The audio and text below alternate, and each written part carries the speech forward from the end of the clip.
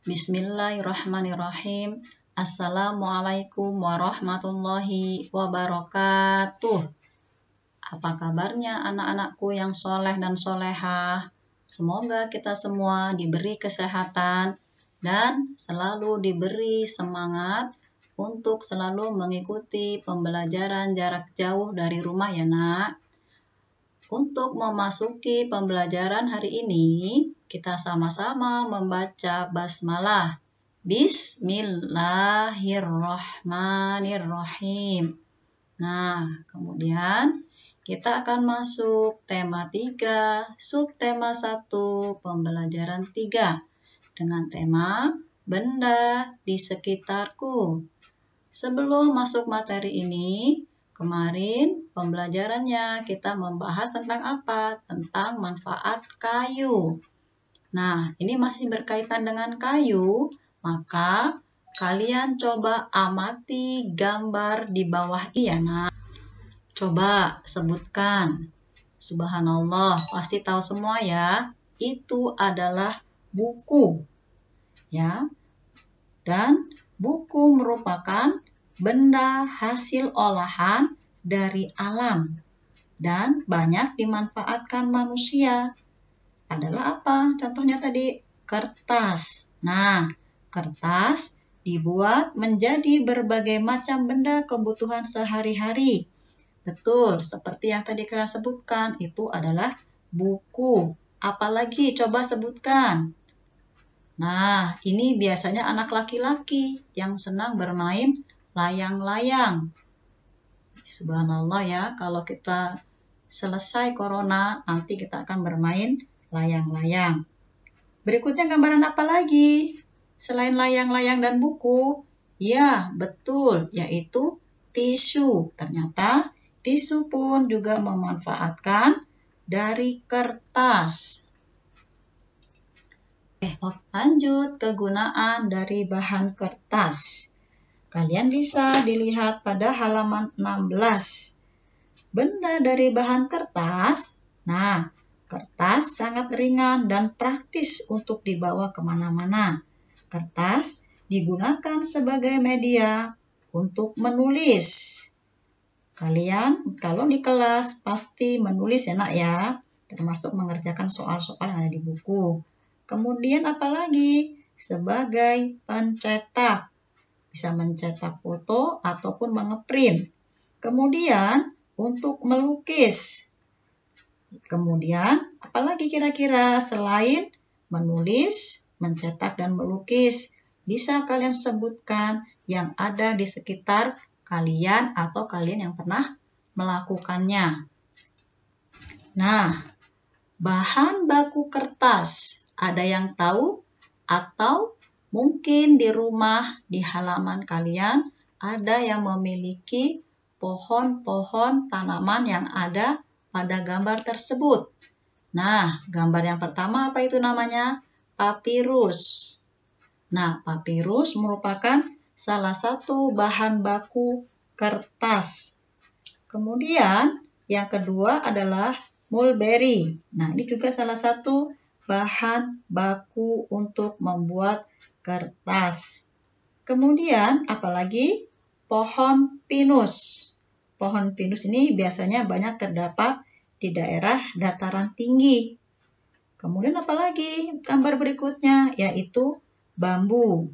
Bambu ini juga salah satu paling murah harganya untuk pembiayaan bahan baku kertas.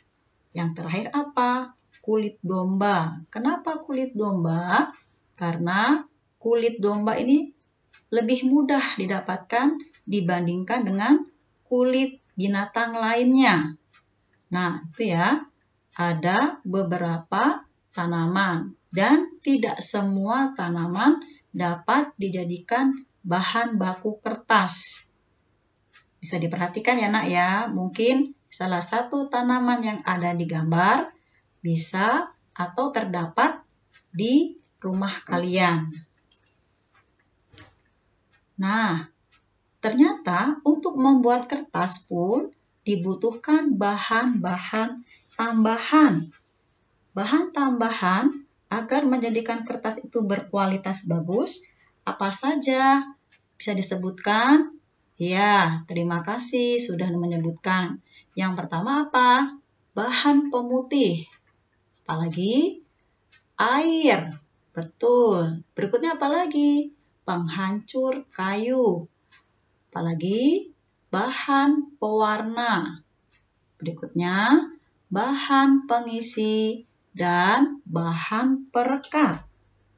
Nah, untuk membuat kertas tersebut biasanya diolah melalui pabrik kertas. Nah, cara pengolahannya yang pertama adalah bahan baku berupa kayu ditebang menjadi log atau batangan, kemudian diangkut ke pabrik kertas. Yang kedua, kayu log didiamkan beberapa bulan untuk menjaga kelembapannya. Yang ketiga, kayu log yang sudah lama didiamkan dikupas kulitnya dan dipotong-potong menjadi ukuran kecil. Yang keempat, kayu dirajang menjadi serpih sebesar korek api. Kemudian dimasukkan ke dalam tangki raksasa yang disebut pencerna atau penghancur. Yang kelima, di dalam pencerna kayu diberi tekanan dan panas sehingga berubah menjadi bahan lunak yang disebut bubur kertas atau pulp. Yang keenam, setelah keluar dari pencerna, bubur kertas dicampur air, kemudian dilewatkan pada mesin yang disebut kotak kepala. Yang ketujuh, kotak kepala membentangkan bubur kertas di atas ayakan bergerak yang disebut kawat. Saat menggiling, menekan bubur kertas ke kawat, sekitar 98% air dalam bubur kertas terperas keluar. Yang kedelapan, serangkaian penggiling lain mengeluarkan hampir seluruh air dari bubur kertas sehingga hanya sedikit molekul air yang ada. Yang kesembilan, kertas yang hampir kering dilewatkan pada silinder tambahan yang dipanaskan sehingga kertas sempurna. Yang kesepuluh, kertas kering telah menjadi jalinan yang saling terkait. Gelondongan besar yang disebut penggulung akan mengumpulkan kertas menjadi gulungan raksasa. Nah, yang terakhir dalam proses pembuatan kertas adalah gulungan raksasa tersebut dipotong menjadi gulungan kecil dan dikirim ke konsumen. Subhanallah ya, ternyata pembuatan kertas itu tidak mudah. Makanya kita harus menghemat kertas. Kertas tidak dicoret-coret atau dirobek-robek. Karena selain prosesnya yang susah, juga membutuhkan bahan alami, yaitu dari tanaman. Kalau kita tidak melestarikan tanaman, maka bumi kita pun akan rusak. Itu ya, cara pembuatan kertas. Berikutnya, setelah tadi kita membaca pada halaman 16 dan 17, maka terdapat kosakata baru yang kalian dapat temukan. Nah, kosakata baru apakah itu? Di antaranya adalah praktis. Apa itu praktis? Praktis adalah mudah dan senang memakainya.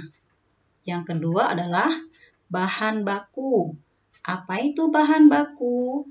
Bahan baku adalah bahan utama untuk membuat suatu produk. Yang ketiga adalah log.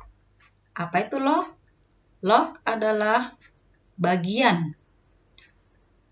Kemudian yang berikutnya adalah bubur kertas. Bubur kertas adalah kayu yang diproses menjadi bahan kertas.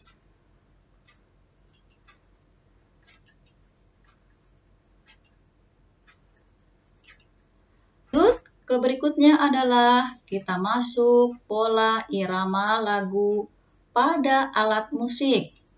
Kalian tahu ya, apa itu irama lagu dan pada alat musik? Nah, kita akan coba memainkan alat musik ya, yang terbuat dari pipa paralon sederhana ya, atau bisa menggunakan dari kaleng. Kalau yang digambar Ibu tampilkan itu adalah dari paralon bekas yang dikerjakan dengan teliti. Nah, kalian bisa coba buat gendang hasil kreasimu, dan kalau di sini disuruh membuat berdasarkan kelompok. Kalian boleh mencoba dengan orang tua kalian ya, kalau ingin mencoba. Nah, kira-kira bahan apa saja yang dibutuhkan untuk membuat alat musik sederhana tersebut? Nah, yang perlu disiapkan yang pertama adalah potongan paralon bekas atau bisa dengan kaleng bekas. Kemudian kamu lubangi kedua sisinya. Yang kedua, yang perlu disiapkan adalah ban dalam besar atau kertas sak semen. Kamu dapat menggunakan kantong plastik bekas. Nah, bahan berikutnya adalah karet gelang atau tali dari bekas ban dalam. Nah, cara membuatnya pun kerajinan tersebut bisa dibantu dengan orang tua kalian. Nah, cara membuatnya pun juga agak sulit, tapi bisa dibantu oleh mama atau papa kalian. Nah, yang pertama apa yang perlu yang kita lakukan, yaitu siapkan potongan paralon atau kaleng bekas. Ukuran panjangnya pun disesuaikan dengan keinginan kalian atau kebutuhan yang kalian inginkan. Yang kedua, potong ban dalam berbentuk lingkaran dengan ukuran sesuai diameter tiap potongan paralon. Jika kamu tidak memiliki ban dalam, gunakan bahan lain yang dapat digunakan sebagai pengganti dari ban dalam. Yang ketiga, potong ban dalam ukuran memanjang yang digunakan sebagai pengikat ban pada paralon, atau gunakan bahan pengikat lain. Ikat ban dengan kuat. Yang keempat, agar gendang kreasimu memiliki suara yang merdu dan bagus, kamu dapat menjemurnya di bawah terik matahari. Kalau sudah kamu lakukan tahapan tersebut, kamu bisa mencoba gendang kreasimu. Insya Allah, kalian akan senang dan dapat mendengarkan suara gendang dari hasil kreasimu.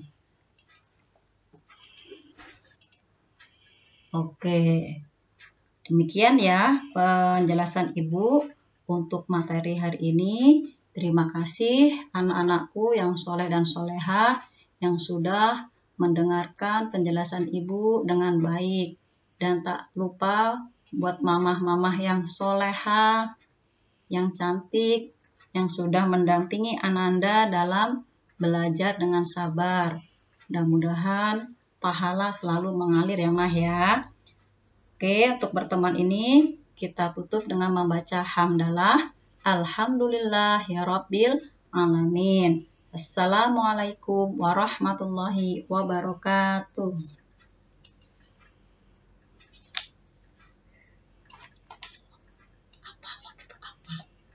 Aku lupa.